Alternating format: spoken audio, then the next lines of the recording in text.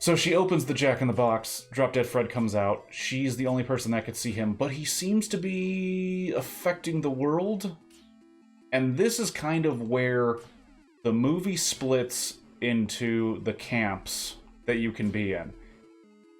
If this movie is positing that in the world, Phoebe Cates has imagined Drop Dead Fred. Drop Dead Fred is her. It's her psyche.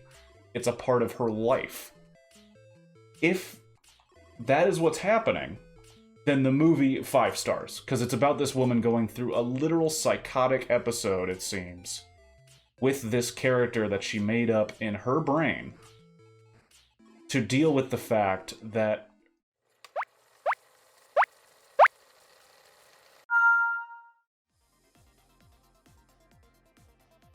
hello everybody, and welcome to Blockbuster Review. If you don't know what that is, it is where I review a film while playing a single game of a 150-line Tetris marathon in Tetris 99. And the goal is to review the film before we reach 150 lines, or I get a game over, and spoilers are at 50 lines. Here we go. So, there's a film on HBO Max right now called Drop Dead Fred. It showed up on my radar a while ago, a long time ago, when it was the subject of a podcast I like called How Did This Get Made? Where they talk about a film that's not very good. And usually it's kind of a celebration of terrible ideas, or films that just kind of miss the mark, or films that they think are actually pretty good but just kind of insane. Anyway, this is one of the most controversial episodes of that podcast because two people on the panel of folks discussing the movie loved Drop Dead Fred, while two others hated it. And it was a very back and forth, a little angry, got angry here and there, discussion about this film. I'm going to use this time because I want to talk about this film as much as I possibly can. Now, Drop Dead Fred, definitely a product of the 80s. The plot is a girl played by Phoebe Cates she has a really bad day. Her husband is cheating on her and is leaving her for a woman named Annabella, who he says her name way too fucking much. But she tries to get him back, and he essentially gaslights her. It's never been, like, more clear an example of gaslighting, as I understand it. I could be completely wrong, but I'm pretty sure I'm not. Where he is just telling her what she believes directly to her face, and because she's, you know, kind of stuck in Arrested Development, and we'll get into why, she just accepts what he's saying and, you know, accepts that her marriage is now crumbling of 3 years, which he gets wrong when trying to talk to her about it.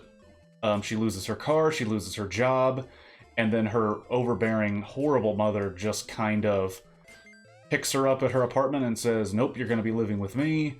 We need to get your shit straight. We need to get your husband back. And I know how to do that by being exactly like me, who is a terrible person who lost her own husband. What irony. So what happens is we find out that this little girl, or Phoebe Cates, when she was a little girl, had a imaginary friend named Drop Dead Fred. And she spends the night in her old room crying because her life is in shambles. And she opens a Jack-in-the-Box that was taped up in her room, and because I guess she forgot that her mother trapped, in quotes, Drop Dead Fred, using imagination, trapped Drop Dead Fred in... Oh, we're already at spoiler territory. I'm never going to have enough time to talk about this movie. So she opens the Jack-in-the-Box, Drop Dead Fred comes out. She's the only person that could see him, but he seems to be affecting the world. And this is kind of where the movie splits into the camps that you can be in. If this movie is positing that in the world, Phoebe Cates has imagined Drop Dead Fred. Drop Dead Fred is her. It's her psyche. It's a part of her life.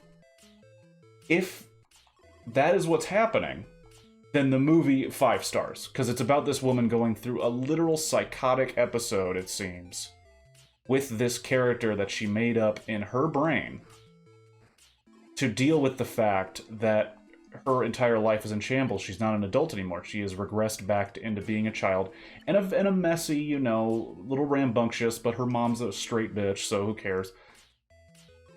Or the movie is positing like a monsters university. All these imaginative kids get a imaginary friend, and the imaginary friend helps them based on their needs. And Drop Dead Fred is his own character with his own thoughts and dreams and whatnot. However, if that's the case, then the movie is really bad because the jokes sometimes do not land at all. They're really gross. It's very upsetting and weird.